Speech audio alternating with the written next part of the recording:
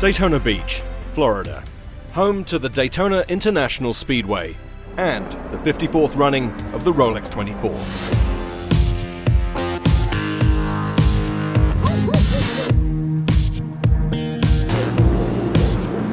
The Rolex 24 at Daytona is considered North America's most prestigious event.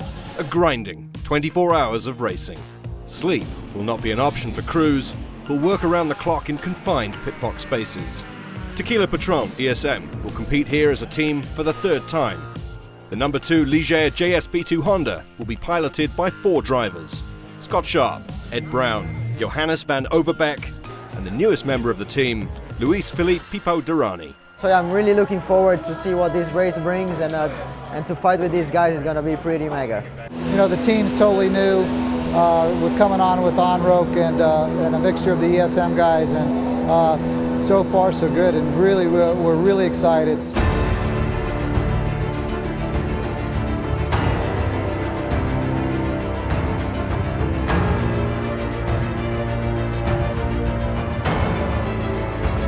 Since the merger of the two sports car series, it's been a real battle between sort of European-based, what we call P2 machines, and the popular Daytona prototype that's raced with Grand Am for years.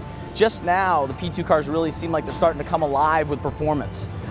They take on the first 3 or 4 spots in qualifying. They've been amongst the top 5 almost every session. We'll have to see if they're reliable enough and if they're raceable enough with the DP cars, but certainly there's probably 10 to 11 cars that have a legitimate chance here, and it's going to just be who can stay out of the garage and get to that final 2 or 3 hours in a strong manner. 22-year-old Brazilian driver Luis Felipe Pipo Durrani qualified the car in second, and in the opening lap of the race took the overall lead in the 54-car field. Started second and managed to jump into first on the outside into turn 1. From there, the car ran issue-free, with drivers Durrani, Johannes van Overbeek, Scott Sharp and Ed Brown expertly avoiding detrimental contact and maintaining position on the lead lap.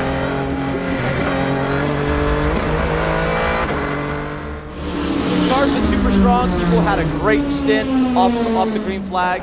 Johannes jumped in a couple hours after him, and on a restart, everyone sort of stacked up going into the bus stop, and John Pugh and the other Ligier Honda drilled him from behind, spun him out, really dismantled the rear body work.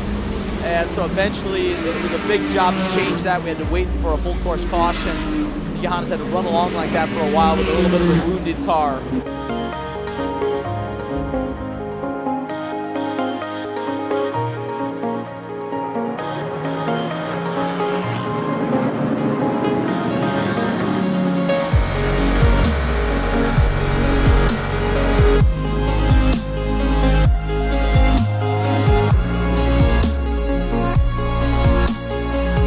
As the hours passed on and the car casualty count continued to rise, the drivers raced into the night. The number 2 Tequila Patrón ESM Honda never strayed more than a lap away from the leaders, using caution periods and lap-around procedures to get back on the lead lap and overtake the competition.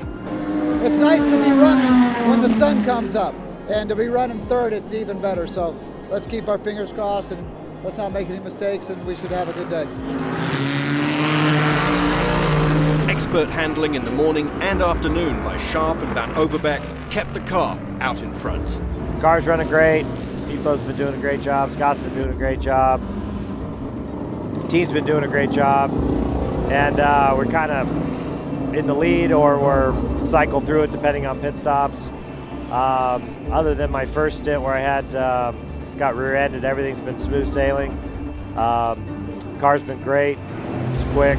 So the plan now is for me to get in for a couple hours, then Pipo to finish this thing off. With just 2 hours to go, the team put Durrani back in the car, with 75 seconds to the top position. And in just 30 minutes, this young racer not only closed the gap, but took the lead, and extended his own gap over Ricky Taylor in the number 10 Corvette DP by 6.7 seconds. Tensions were high in the final hour, as the number 2 pitted for fuel only, rejoining to retain the lead over the number 10, which had pitted several laps later, tyres, fuel, and a driver change. As the minutes wound down, Durrani maintained and continued to extend the lead over the DP car, winning by an impressive 26.166 seconds.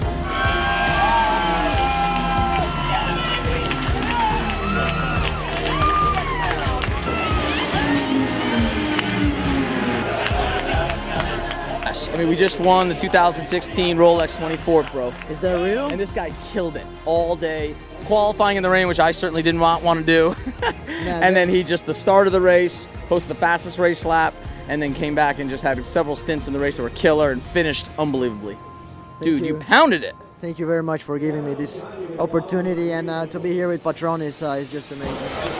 In addition to winning overall at the Rolex 24 at Daytona and leading the EMSA WeatherTech Sports Car Championship, the team also holds the lead for the Tequila Patrón North American Endurance Cup, a 4-race competition encompassing the marquee endurance races of the EMSA WeatherTech Sports Car Championship schedule. With the same driver lineup, the team will next compete at the 12 Hours of Sebring, March 16th through 19th.